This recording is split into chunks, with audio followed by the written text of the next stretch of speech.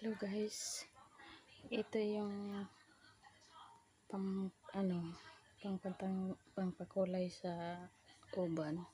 Sinubukan ko, tingnan nyo ano naman siya, nawala yung mga puti na buhok. Ito lang ang ginagamit ko.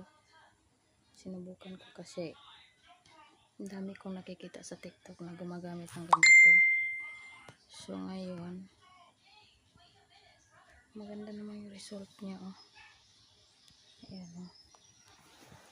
Lagyan ko siya ng ganito. Ayan. Ayan. Ano na siya. Para siyang nag-brown. Kasi ang kulay niya ito is brown.